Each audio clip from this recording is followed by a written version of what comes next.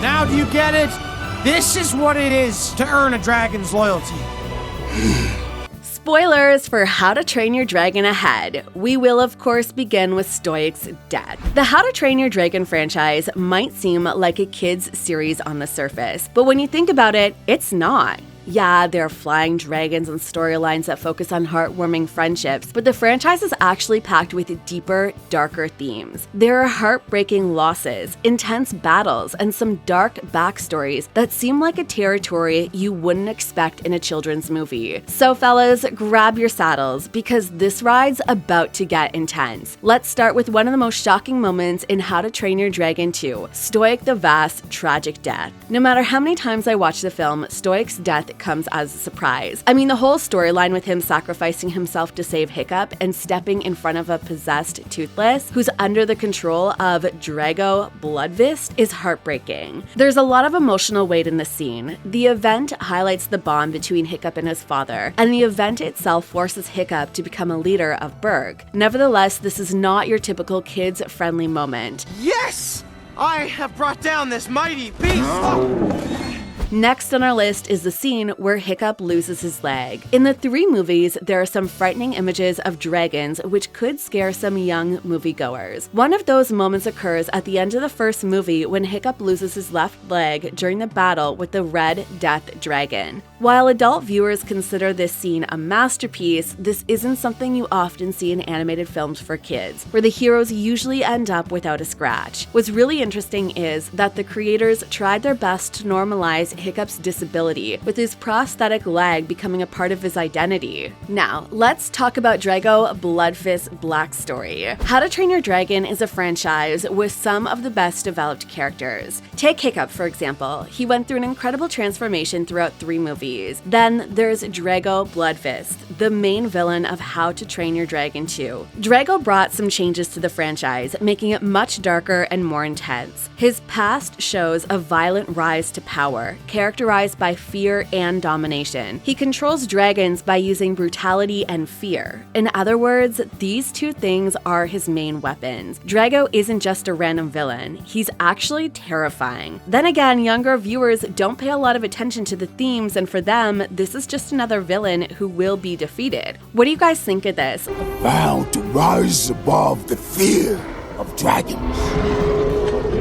Let us know before we continue with the Dragon Trappers and exploitation. The Dragon Trappers were introduced in the second movie, and just like Drago, they make the franchise darker. These hunters capture and enslave dragons. Then they force the dragons to fight and serve their masters. This actually reminded me of Game of Thrones, and as we know, Game of Thrones is not something we associate with children. The scenes where we see trappers are pretty uncomfortable to watch, especially for younger viewers. This is a really heavy topic as it depicts real-life problems like exploitation, which is not so suitable for younger viewers. Just to be clear, I'm not saying children shouldn't get familiar with topics like this. They do, but not at such a young age. This isn't over!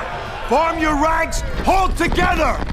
Now, let's talk about those intense battle scenes. The battle sequences throughout How to Train Your Dragon franchise are perfect. They're crafted with so much attention to detail, excitement, and offer some of the best visuals. But they're also intense and at times brutal, especially in How to Train Your Dragon 2. This film focuses on the conflict between Berk's riders and Drago's forces. Most of these scenes showcase chaos and destruction. We see many battles in the animated films for kids, but not like this. The How to Train Your Dragon creators often show the consequences of these battles, such as burning ships, injured dragons, and characters being put in real danger. As for the themes, well, this is a more complicated franchise because it focuses on breaking down barriers and challenging prejudices. In the first movie, the Vikings would do anything to destroy the dragons. They actually hate these creatures, seeing them as nothing more than dangerous enemies. Hiccup's bond with Toothless changes everything. Hiccup and Toothless are the ones responsible for solving this issue by showing empathy and understanding. The creators knew exactly what they were doing by including these themes because these are real-life issues. We live in a world where prejudice still exists in many forms. Get to the ships! No!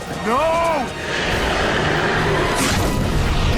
Now, let's talk about the hidden message in the hidden world. How to Train Your Dragon: The Hidden World perfectly represents untouched nature. The hidden world itself teaches us the importance of protecting this hidden nature from human interference. Young viewers don't pay a lot of attention to this, but the theme of environmental protection made adult viewers think after finishing the movie, because today we still face real-world challenges like climate change and habitat destruction. The film's message is to think about how humans affect nature and how big our role is when it comes to taking care of our world. Astrid! I had him right where I wanted him. And now he's right where I wanted him. As for romantic relationships, well, we see romantic subplots in almost every animated movie, but they are depicted a bit differently in How to Train Your Dragon. The creators of the franchise approach these subplots with more realism. Hiccup and Astrid's relationship seems very natural as it develops very slowly. If you compare their relationship in the first film and the third film, you'll see a huge difference. In the third film, they work together as equals, supporting each other no matter what. This only brings us to Hiccup's journey. Hiccup's character development is one of the best things in the franchise. As mentioned before, he transforms from an awkward teenager to a confident leader, but this doesn't happen overnight for him. Along the way, he struggles with self-doubt, the weight of responsibility, and of course, the pressure. The journey of self-discovery is very, very complicated. This also makes me think about how different the franchise is for viewers. How to Train Your Dragon offers a different watching experience for 10-year-olds and 25-year-olds. Last on our list, But you really did a wonderful thing.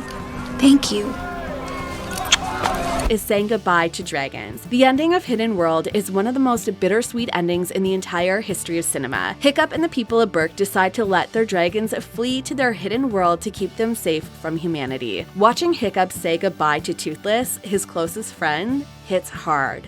Very hard. This is a very mature conclusion, and kids will see it differently when they grow up. Which one of these moments stuck with you the most? Are there any other times you thought How to Train Your Dragon wasn't for kids? Let us know in the comments, and don't forget to subscribe. Thanks for watching. See ya. Go on, bud. Lead them to the hidden world. You'll be safe there. Safer than you could ever be with me. It's okay.